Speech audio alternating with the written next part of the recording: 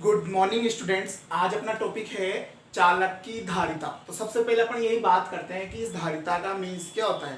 किसी चालक द्वारा आवेश ग्रहण करने की क्षमता। ठीक है, अपन किसी भी चालक को जैसे जैसे आवेश देते हैं तो एक आवेश क्या होता है, उस पर एक लिमिट तक क्या हो सकता है, ग्रहण हो सकता है। मीन्स किसी चालक द्वारा जो आवेश ग्रहण करने की जो क्षमता होगी उसको अपन क्या बोलते हैं, चालक की धारिता। ठीक है, तो यहाँ अगर अपन बात करें धारिता का मीन्स क्या हो गया, ग्रहण करने की क्षमता। ठीक है, उसके बाद में क्या होता है, किसी चालक द्वारा आवेश क्या होता है, ग्रहण नहीं हो पाता, तो उस क्षमता को अपन क्या बोलते हैं, चालक की धारिता। ठीक है, अगर अपन चालक की धारिता की बात करें तो जैसे अपन किसी चालक पर आवेश के मान में वृद्धि करते हैं, तो जैसे जैसे आवेश के मान में वृद्धि करते हैं तो क्या होता है, उसके साथ साथ उसके विभव में भी क्या होती है, वृद्धि होती है। जैसे जैसे किसी चालक पर अपन आवेश के मान में वृद्धि करते हैं वैसे वैसे उसके विभव के मान में क्या होती है, वृद्धि होती है। इसका मीन्स क्या होता है कि जो विभव होता है वो उस पर आवेश के क्या होता है, समानुपाती होता है। जैसे जैसे अपन आवेश में वृद्धि करेंगे वैसे वैसे उसके विभव में के मान में भी क्या होती है, वृद्धि होती है।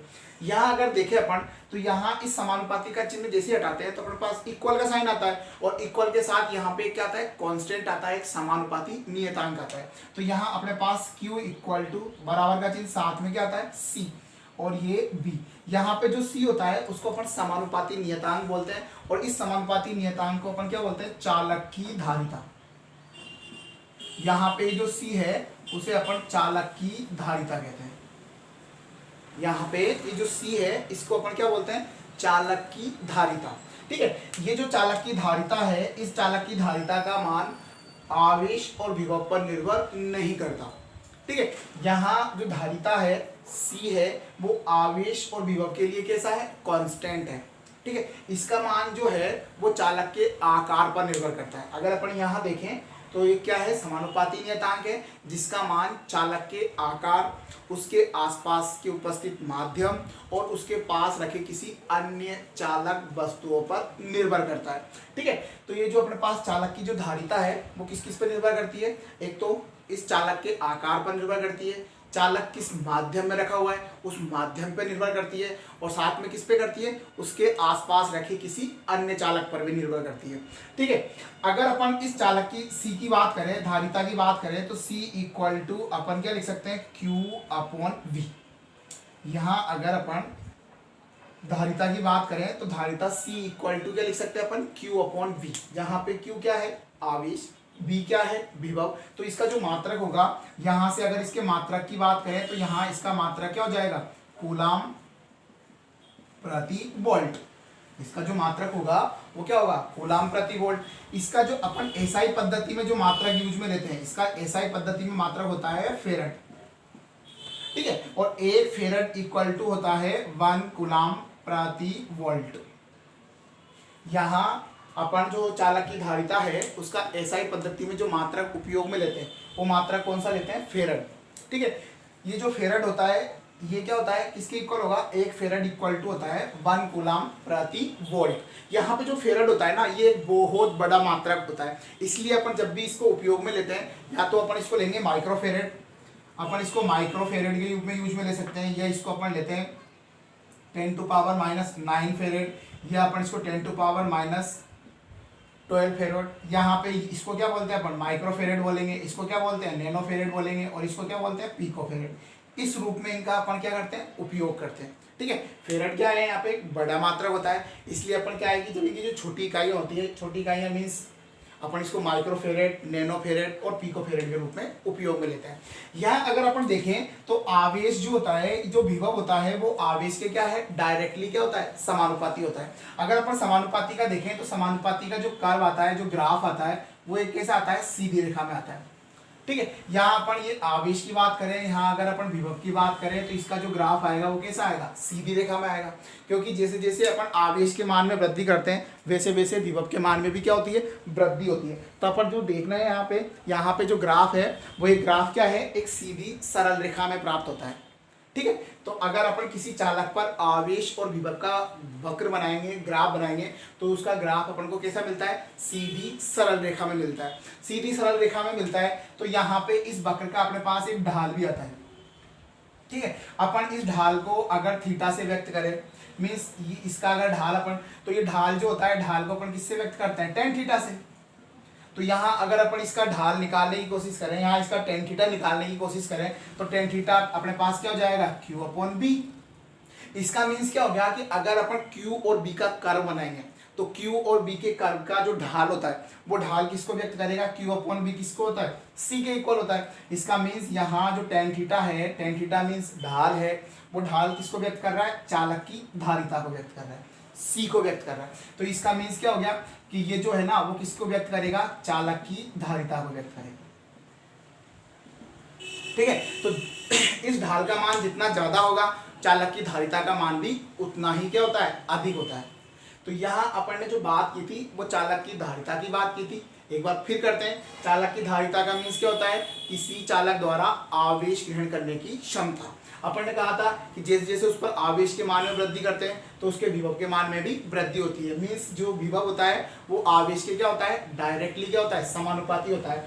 यहाँ पे अपन समानुपाती का चिन्ह हटा के अपन क्या करते हैं, इक्वल का साइन लेके आते हैं, और यहाँ जैसे इक्वल का साइन लेके आते हैं अपन को पता है साथ में क्या आता है, कांस्टेंट, और इसी कांस्टेंट को अपन क्या बोलते हैं, चालक की धारिता बोलते हैं, जिसका मान किस किस पे निर्भर करता है, इसका मान निर्भर करता है उस चालक के आकार पर, साथ में करता है उसके आसपास उपस्थित माध्यम पर, और किस पे करता है, उसके पास रखे किसी चालक पर भी निर्भर करता है, उसकी उपस्थिति पर भी निर्भर करेगा। तो यहाँ अपन ने इसके मात्रक की बात की थी, इसका मात्रक क्या होता है, फेरेड होता है। ठीक है, और अपन ने कहा था कि फेरेड एक बहुत बड़ा मात्रक होता है, तो बहुत बड़े मात्रक होता है इसलिए अपन इसको जब भी यूज में लेते हैं वो किस में लेते हैं, माइक्रोफेरेड, नैनोफेरेड, पिकोफेरेड में अपन इसको उपयोग में लेते आते हैं। अपन ने इसका कर्व बनाया तो अपन भी देखते हैं कि जब समानुपाती होता है तो समानुपाती का कर्व कैसा आता है, सीधी रेखा में आता है। तो यहाँ इसका जो ग्राफ आता है, इस ग्राफ का जो ढाल है अपने पास वो किसके बराबर है, चालक की धारिता के बराबर है। अब अपन जो बात करेंगे ना वो क्या किसके लिए करेंगे, एक अपने पास गोलीय चालक लेंगे और उस गोलीय चालक के लिए अपन क्या निकालेंगे, उसकी धारिता निकालेंगे। तो अब अपना जो अगला टॉपिक है ना, वो है एक गोलीय चालक, और उस गोलीय चालक की अपन क्या निकालेंगे, धारिता निकालेंगे।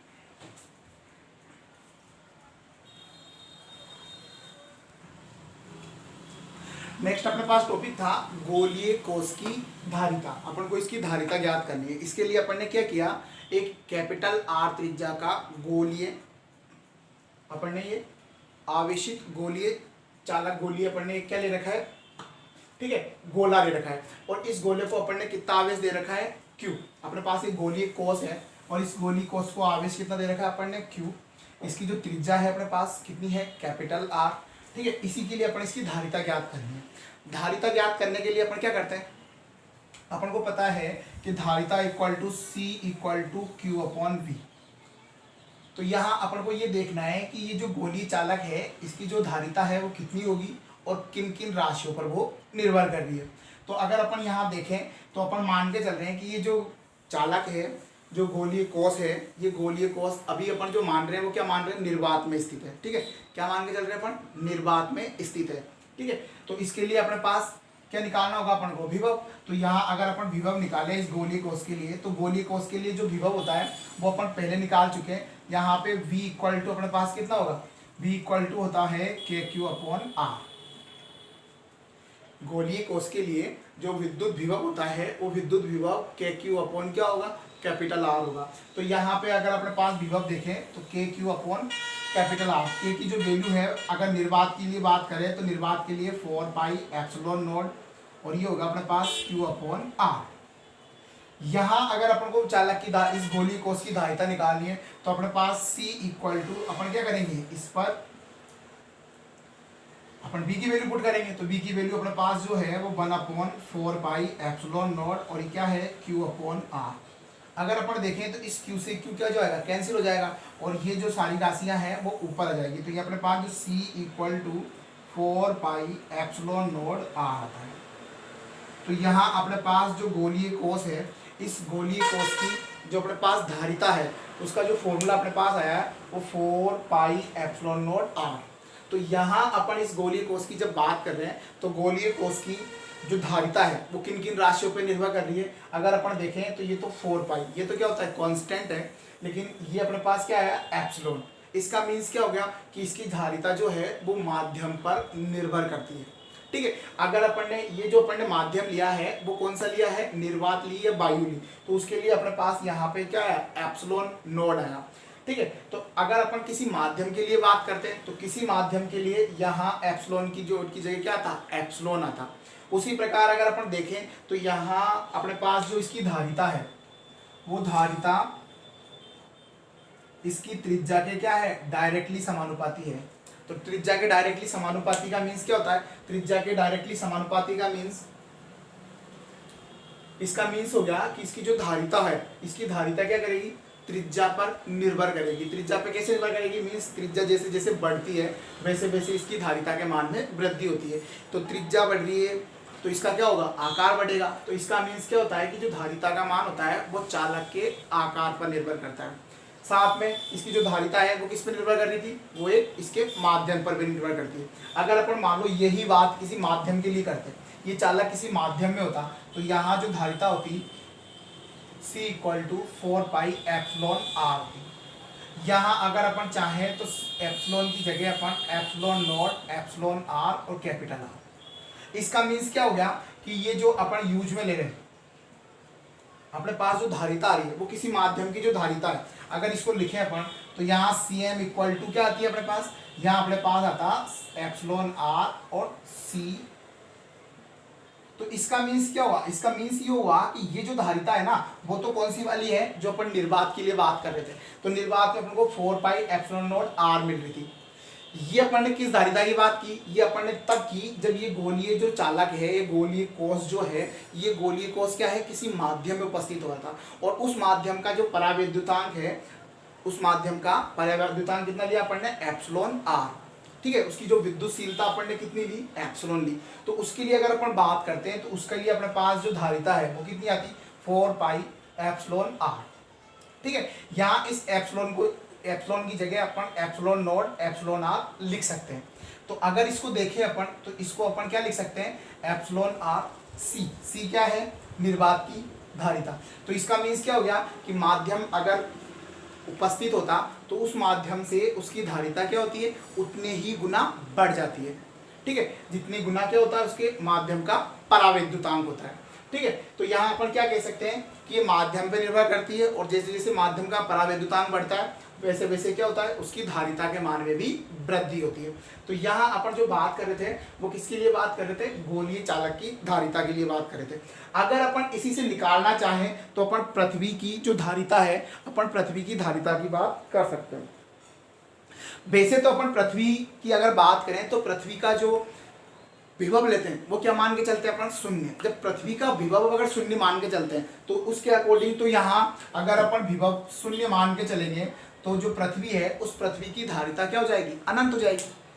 अगर अपन ने पृथ्वी का विभव क्या मान के चलते हैं, अपन शून्य मान के चलते हैं। तो जब पृथ्वी का विभव अगर शून्य मान के चलते हैं तो शून्य अगर मान के चलेंगे तो यहाँ धारिता कैसी हो जाएगी, अनंत। इसका मीन्स ये होता है कि आप पृथ्वी को जितना भी आवेश देते हैं ना, सारा का सारा आवेश क्या होती है, वो ग्रहण कर लेती है। ठीक है, या अपन पृथ्वी से जितना भी आवेश लेते हैं तो वो सारा का सारा आवेश क्या होता है, अब अपन ग्रहण कर सकते हैं, लेकिन उस पर क्या होगा, अगर अपन पृथ्वी से आवेश लेंगे तो पृथ्वी पर किसी प्रकार का कोई इफेक्ट नहीं होता।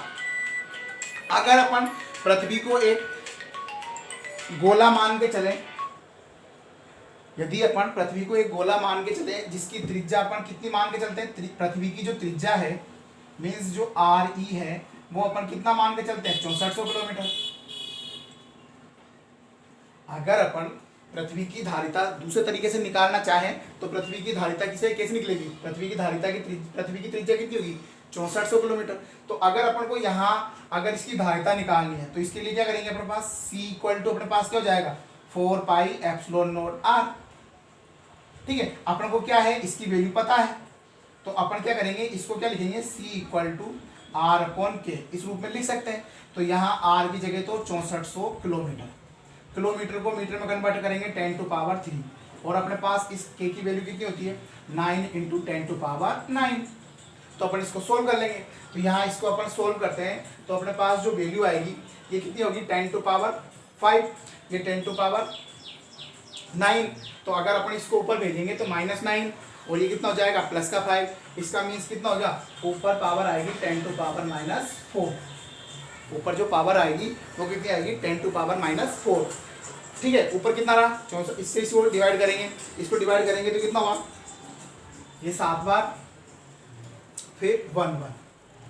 तो इसका मीन्स अपने पास जो आया ना वो कितना आया, अपने पास आया 7.11 इंटू 10⁻⁻⁴ फेरेड। अगर इसको अपन अच्छे से लिखना चाहें तो अपन इसको 711 माइक्रो फेरेड लिख सकते हैं। इसका मीन्स क्या हुआ कि अगर अपन पृथ्वी के लिए अगर अपन धारिता निकालना चाहें तो पृथ्वी के लिए धारिता का मान कितना है अपने पास 711 माइक्रो फेरेड। ठीक है, तो अपन को पता है कि पृथ्वी की जो त्रिज्या है वो 6400 किलोमीटर है। इसका मीन्स पृथ्वी एक बहुत बड़ा चालक है। जब पृथ्वी एक बहुत बड़ा चालक है उसका अपन मात्रक अगर देखें, उसका अगर अपन वैल्यू देखें तो वो किस में आ रही है, माइक्रो फेरेड में आ रही है। ठीक है, जब इतने बड़े चालक की धारिता माइक्रो फेरेड में आ रही है तो अपन क्या कह सकते हैं, अपन ये कह सकते हैं कि जो फेरेड जो मात्रक होता है वो एक क्या है, बहुत बहुत बड़ा मात्रक होता है। ठीक है, तो अपन जो इसमें बात की थी वो अपन ने किसकी बात की थी, गोलीय कोष की धारिता की। तो गोलीय कोष की जो धारिता अपन को मिली वो कैसी मिली कि वो उसकी त्रिज्या की क्या होती है, डायरेक्टली समानुपाती होती है और साथ में किस पर निर्भर करती है, माध्यम पर निर्भर करती है। ठीक है, तो अपने पास जो ये है वो गोलीय कोष की धारिता।